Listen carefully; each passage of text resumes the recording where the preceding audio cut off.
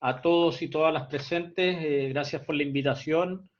Eh, Como tú bien decías, hoy día les quiero explicar un poquito en qué consiste esta ley de protección de empleo, cuyo espíritu es resguardar las fuentes de trabajo, dar estabilidad laboral. Sabemos que estamos pasando por una emergencia sanitaria que no tan solo nos está afectando desde el punto de vista de la salud, sino que también está generando otras repercusiones desde el punto de vista económico, no tan solo en nuestra región, en el país, sino que en el mundo entero.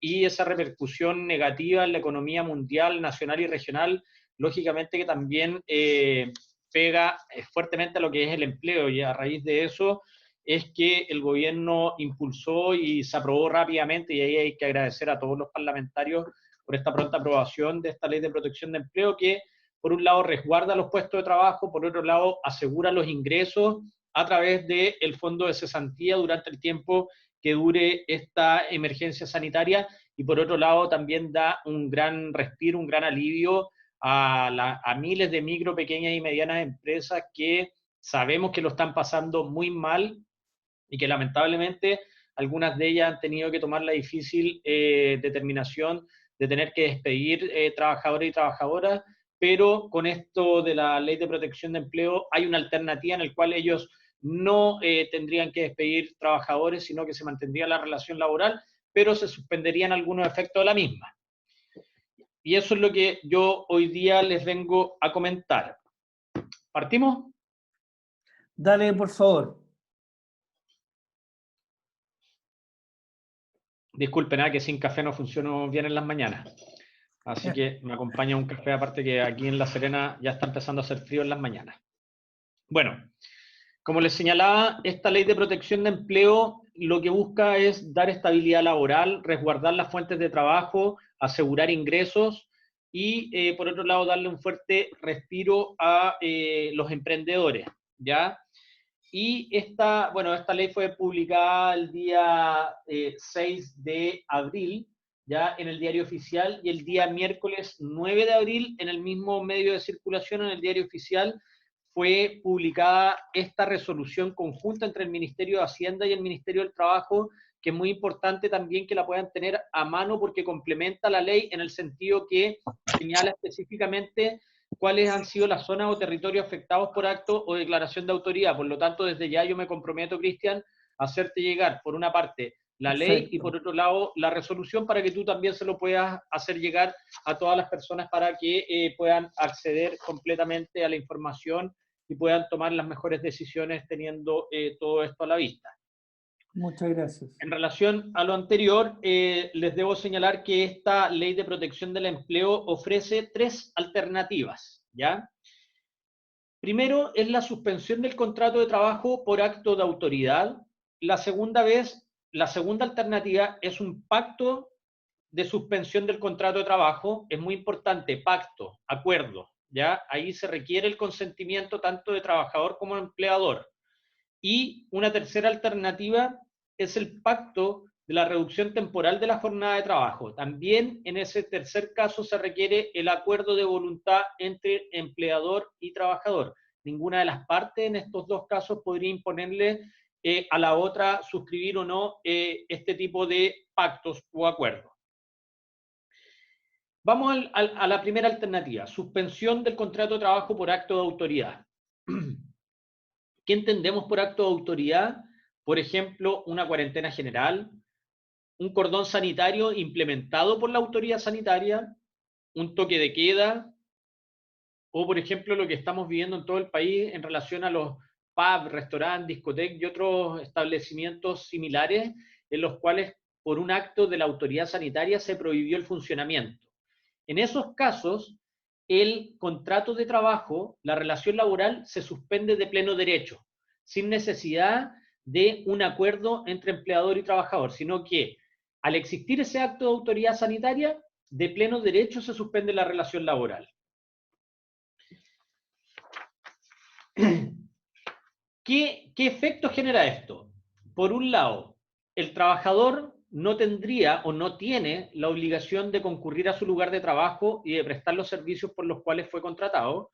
Y por otro lado, el empleador no tiene la obligación de otorgar el trabajo convenido ni tampoco de pagar las remuneraciones. La única obligación del empleador sería continuar pagando las cotizaciones previsionales y las cotizaciones de salud del trabajador. Hoy día la ley habla calculadas a un 50%, pero habría un proyecto de ley que está en curso para que sea por el 100% de los ingresos, ya que las cotizaciones se calculen por el 100%. Pero hoy día la ley habla del 50% y eso puede ser que en los próximos días se modifique, ¿ya? ¿Por qué decimos que es un importante alivio también para los empleadores, para los emprendedores? Porque se estarían ahorrando lo que es pagar remuneraciones. Solamente pagarían cotizaciones previsionales, con excepción de la cotización de seguro de accidentes y enfermedades profesionales. Esa, durante el tiempo que dure el acto de autoridad o el pacto de suspensión, no estarían obligados a pagarlas. ¿Por qué? Porque se entiende que el trabajador no está concurriendo a su lugar de trabajo, por lo tanto no tiene por qué estar cubierto con ese seguro durante el tiempo que dure este pacto, ¿ya? Y ahora bien, para asegurar las remuneraciones o ingresos del trabajador, se le van a pagar con cargo al fondo de cesantía, de acuerdo a las reglas que tiene el fondo de cesantía, ¿ya? Recordemos que cuando uno hace acceso a los beneficios del fondo de cesantía, el primer mes recibe el 70% de sus ingresos calculados de acuerdo a las 3 últimas remuneraciones, el segundo mes baja al 55% y así sucesivamente. Sin embargo, la propia ley establece una excepción a esa regla en aquellos trabajadores y trabajadoras que ganen menos de 500.000 pesos. En aquellos casos, los primeros 3 meses van a mantener sus ingresos por un 70% con cargo al fondo de cesantía. Primero va cargo a la cuenta individual y luego al fondo solidario. Y para asegurar la sostenibilidad de esto en el tiempo durante todo el lapso de esta emergencia sanitaria, el Estado se obliga también a inyectar hasta 2.000 millones de dólares al fondo de cesantía para asegurar ingresos suficientes para los trabajadores que accedan a este beneficio. Como señalaba, las obligaciones del empleador serán solamente seguir pagando cotizaciones previsionales y de salud de los trabajadores y se excluye solamente las que dicen relación con la ley de accidentes del trabajo y enfermedades profesionales. Requisitos para aplicar esta medida. Primero, se aplica y opera de pleno derecho cuando hay un acto de autoridad sanitaria o de la autoridad que resguarda el orden público y ordena la paralización total o parcial de alguna actividad, ¿ya? Además, se debe registrar 3 cotizaciones en los últimos 3 meses, ¿ya? Para poder acceder al beneficio, los trabajadores deben registrar 3 cotizaciones en los últimos 3 meses, o bien 6 cotizaciones continuas o discontinuas en los últimos 12 meses, siempre y cuando las últimas 2 sean con el mismo empleador. Como ustedes pueden ver, siempre hablo de trabajadores con contrato de trabajo y que hayan cotizado en el fondo de cesantía, por lo tanto, esos también son requisitos, ¿ya? Es decir, esta ley beneficia a trabajadores que cuenten con un contrato de trabajo, sea indefinido, sea a plazo fijo, sea por hora, por faena, etcétera, y también a las trabajadoras de casa particular, ¿ya? Pero deben estar cotizando en el fondo de cesantía y deben contar con un contrato de trabajo. Ahora, en relación a los trámites, ¿quién debe hacer el trámite de esto? Tanto cuando se trate de una suspensión por acto de autoridad como un pacto de suspensión temporal del contrato de trabajo.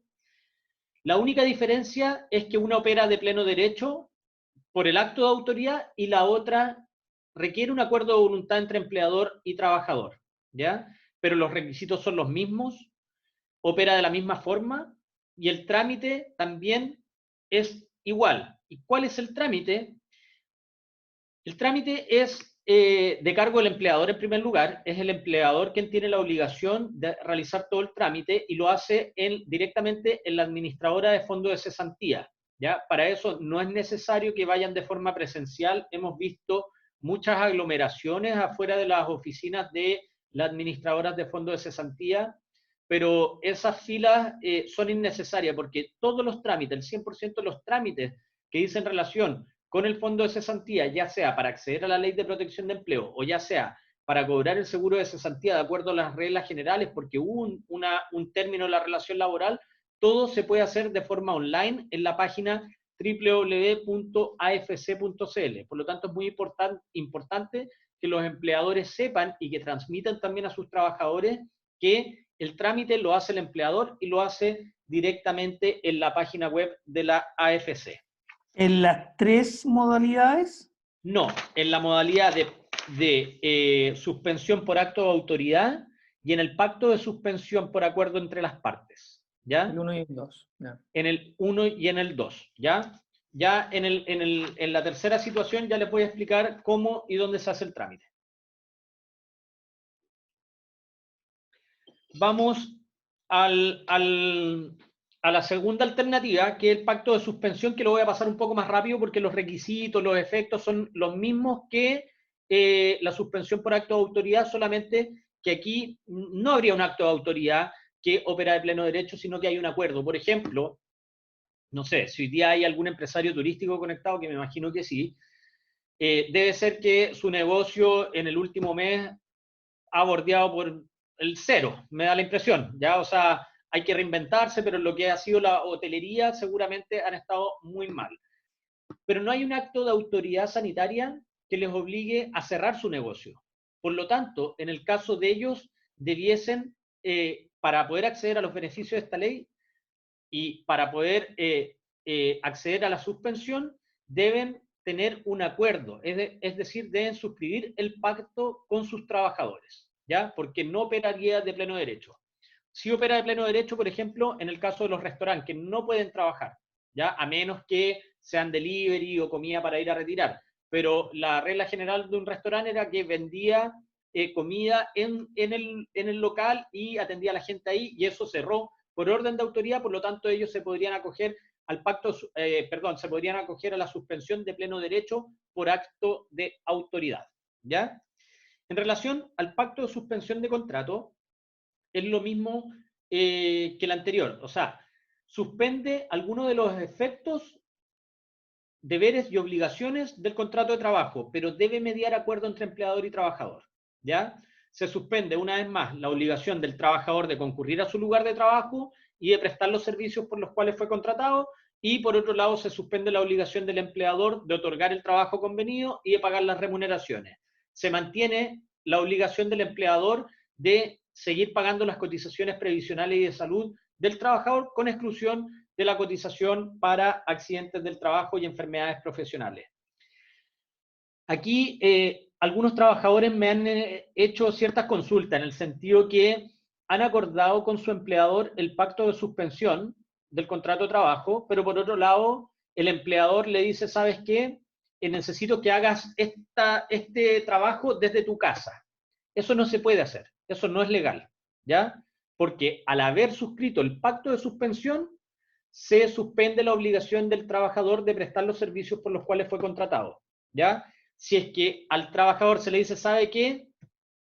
No necesito que siga viniendo a mi empresa, a mi establecimiento comercial, lo que sea, pero necesito que siga trabajando desde su hogar. Ahí no hay una suspensión de la relación laboral, solamente que se va a estar ejecutando los servicios prestados en otro lugar. Eso sería teletrabajo, trabajo a distancia, pero no hay una suspensión propiamente tal. Ya quiero que quede claro eso. Bueno, los efectos que tiene el pacto de suspensión del contrato es lo mismo que anteriormente. Los trabajadores reciben ingresos con cargo al fondo de cesantía de acuerdo a las reglas generales, 70% el primer mes, 55, 45 y así sucesivamente, con excepción de los trabajadores que ganen 500.000 pesos o menos, porque la ley establece que ellos durante los primeros 3 meses van a recibir ingresos por el 70%. La obligación del empleador es, como lo mencioné anteriormente, seguir pagando las cotizaciones previsionales y de salud, y en cuanto a los requisitos para aplicar esta medida, son los mismos que los requisitos anteriores, es decir, contar con un contrato de trabajo, estar cotizando en el seguro de desempleo, registrar 3 últimas cotizaciones o bien 6 cotizaciones los últimos 12 meses, siempre y cuando las últimas 2 sean con el mismo empleador. Aplica tanto para los trabajadores con contrato indefinido, contrato a plazo fijo por obra o faena, y también para las trabajadoras de casa particular. Solamente que en el caso de las trabajadoras de casa particular, los ingresos ellos no los reciben a través de la AFC, porque sabemos que ellos no cotizan en la AFC, sino que los reciben a través de su AFP, y el trámite lo tienen que hacer ese trabajador o trabajadora de casa particular directamente en su AFP. En cuanto al pacto de suspensión del contrato de trabajo, también los trámites deben hacerlo los empleadores directamente en la AFC. Es muy importante, www.afc.cl. Hasta el momento, ¿tenemos alguna duda o consulta, si no, para seguir con la tercera alternativa? Preguntas, estimados, es importante que la hagamos de inmediato, por favor. ¿Hay alguna consulta? Aparentemente estamos bien, Matías. Yo hice en el chat, disculpe, hice una en el chat, pero parece que no se visualiza. A ver, Soy ahí lo veo. ¿Cómo se realizaría la cotización? Porque es respecto de lo que se le retiene de lo pagado, y en este caso no se le cancelarían remuneraciones. No sé si se comprendía bien, pero lo que pasa es que cuando uno realiza las cotizaciones, para hacer el pago tiene que ingresar cuánto es la remuneración. Pongámosle por el mínimo 320, 500, y en base a eso se va a pagar las imposiciones respectivas, tanto de AFC, de FP, pero en este caso, si ellos van a tener suspendido el contrato y no se le va a pagar remuneración alguna, ¿cuál sería el monto que habría que poner? Porque si le pongo 0, no tenemos que pagar, pero al parecer no es esa lo que se va a hacer en realidad. Lo calculas de acuerdo a la remuneración que está pactada en el contrato. Es que eso ya importaría también alrededor de 70.000 pesos que nosotros debemos cancelar por cada trabajador. Igual es complicado para, por ejemplo, los que somos restaurantes. O sea, sin duda que hay un costo para el empleador, pero que es solamente las cotizaciones previsionales. O sea, no podemos dejar de pagar las cotizaciones previsionales del trabajador, porque ese trabajador se podría enfermar, por lo tanto tiene que tener su salud al día, etcétera, etcétera. Sigue cotizando porque la relación laboral se mantiene. Por lo tanto, si hay un costo para el empleador, que es solamente pagar las cotizaciones previsionales. Actualmente, la ley señala que es calculado sobre el 50%, pero es muy probable que eso se modifique y sea calculado de acuerdo al 100% de la remuneración del trabajador, ¿ya? Pero sin duda que el empleador tiene que pagar, pero va a ser un gasto o un costo para el empleador mucho menor que si tuviese que mantener la relación laboral, que implicaría pagar remuneraciones, implicaría pagar cotizaciones previsionales. Ahora bien, se me olvidó señalarles, pero también la ley señala expresamente que durante el tiempo que dure esta emergencia sanitaria, los empleadores no van a poder despedir a sus trabajadores por la causal de caso fortuito o fuerza mayor, ¿ya? ¿Por qué? Porque se entiende que esta situación es algo temporal y no es algo permanente en el tiempo, ¿ya? Es algo que va a pasar en 2 meses, en 3 meses o en 6 meses, pero va a pasar. Por lo tanto, no se podría justificar un despido invocando la causal de caso fortuito o fuerza mayor, que además implicaría terminar el vínculo laboral con ese trabajador sin derecho a indemnizaciones. Sí se puede invocar alguna otra causal de despido, por ejemplo, la causal de necesidades de la empresa, pero eso implica, lógicamente, pagar las diferentes indemnizaciones que señala la ley. Entonces, como lo señalé en un principio, ¿cuál es el espíritu? ¿Qué es lo que como gobierno estamos buscando con esta ley? Primero, dar estabilidad laboral, que se pierda la menor cantidad de puestos de trabajo, que una vez que pase esta pandemia, que pase esta emergencia sanitaria y podamos retornar a la normalidad, vuelva la relación laboral con todos sus derechos y con todas sus obligaciones que ya están pactadas en el contrato de trabajo de fecha anterior. ¿Ya? ¿Se entiende? Sí, perfecto. Ya. Voy a pasar, ojo que estoy tratando de ser bastante claro, me interesa que les quede muy claro todo, por lo tanto, si de repente utilizo algún término que es muy técnico o algo no se entiende, por favor interrúmpanme. Dale, Matías, se entiende.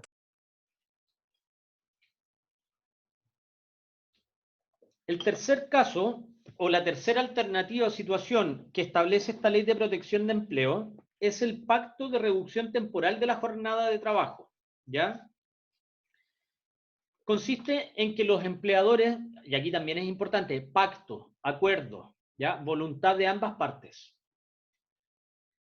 ¿En qué consiste? Los empleadores van a poder acordar con sus trabajadores reducir la jornada hasta en un 50%.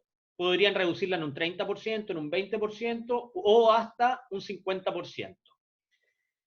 Y con esa reducción de hasta un 50% de la jornada, el empleador pagaría las remuneraciones de acuerdo a las horas efectivamente trabajadas. Es decir, si reduce la jornada en un 50%, paga las remuneraciones y las cotizaciones en un 50%, ¿ya? Pero para no perjudicar tanto al trabajador en sus ingresos, este pacto se registra en la Dirección del Trabajo y luego el trabajador va a recibir un subsidio adicional de hasta un 25% de sus ingresos, también con cargo al fondo de cesantía. Es decir, el trabajador, por realizar la mitad de su trabajo, va a recibir el 75% de sus remuneraciones o de sus ingresos. Un 50% lo paga el empleador y el otro 25% lo paga o lo percibe a través del fondo de cesantía. En cuanto a este pacto de reducción temporal de la jornada de trabajo, la duración máxima del acuerdo es de 3 meses en caso de trabajadores con contrato a plazo fijo por obra o faena. Y la duración máxima en caso de trabajadores con contrato indefinido es de 5 meses. Una vez que ha transcurrido estos plazos señalados, de pleno derecho se reasume el contrato como estaba pactado, con la jornada completa, con la remuneración completa, etcétera, etcétera. Obligación del empleador. Los empleadores mantendrán el derecho de sus trabajadores a percibir beneficios tales como aguinaldo, asignaciones, bonos y otros conceptos excepcionales o esporádicos si es que los hubiere. ¿Y cuáles son los requisitos que deben cumplir los empleadores para poder acceder a este pacto de reducción temporal de la jornada de trabajo? Primero, ser contribuyente de IVA y que la disminución promedio de ventas por 3 meses consecutivos excedan un 20% respecto al promedio del mismo periodo del ejercicio anterior. O bien, encontrarse en un proceso de reorganización. O bien, que se encuentre en un proceso de asesoría económica de insolvencia.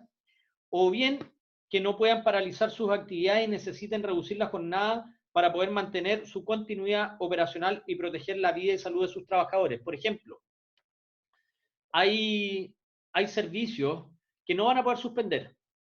¿Ya? Por ejemplo, las estaciones de servicio, un supermercado, porque están dentro de la cadena de abastecimiento, ¿ya? Pero, por ejemplo, una estación de servicio probablemente hoy día está vendiendo mucho menos de lo que vendía en una época normal. Y si tenía 10 trabajadores contratados, probablemente hoy día no le va a poder pagar esas remuneraciones a los 10 trabajadores. Y podría, sin embargo, acceder a este pacto de reducción temporal de la jornada de trabajo para poder reducir los gastos o los costos en remuneraciones de esa empresa. ¿Qué requisitos debe cumplir el trabajador para poder pactar con su empleador esta reducción temporal de la jornada de trabajo? Primero, tener un contrato indefinido con 10 cotizaciones mensuales, continuas o discontinuas, con el mismo empleador. O bien, si tiene un contrato a plazo fijo, debe tener 5 cotizaciones mensuales continuas o discontinuas. Esos son los requisitos de los trabajadores para poder acceder a los beneficios de esta ley en caso de pacto de reducción temporal de la jornada de trabajo. ¿Quiénes deben hacer el trámite y dónde se hace el trámite? Directamente en la página web de la Dirección del Trabajo, www.direcciondeltrabajo.cl.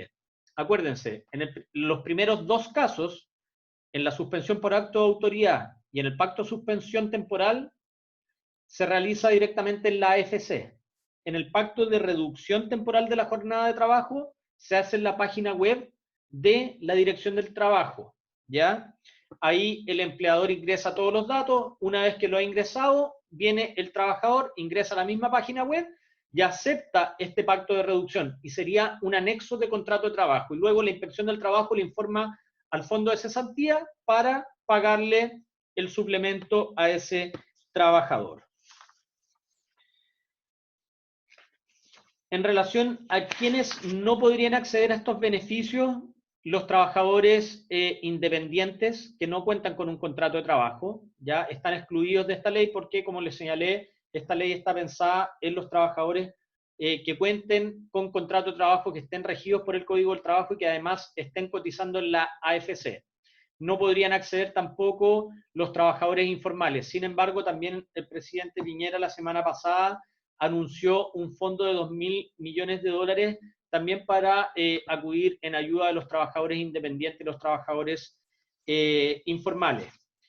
Hay mucha información en relación a la Ley de Protección del Empleo en una página web que se habilitó especialmente para este efecto, que es la página www.protecciondelempleo.cl. Yo los invito a que puedan ingresar. Ahí hay mucha información, hay muchas respuestas también a consultas frecuentes y que se está actualizando constantemente. Entonces, probablemente a ustedes, a medida que lean la ley o lean la resolución que yo a través de Cristian Sáenz les voy a hacer llegar, les pueden ir surgiendo dudas y las pueden ir resolviendo en la página web antes citada. Es súper importante, Matías, que primero poder tener acceso a una conversa directa contigo para poder decir que hay una brecha de información, en que el caso 1 y 2 de la protección del empleo es AFC, que el caso 3 es, en este caso, Dirección del Trabajo. La plataforma de la Dirección del Trabajo, que se tiene que mantener el pago de las cotizaciones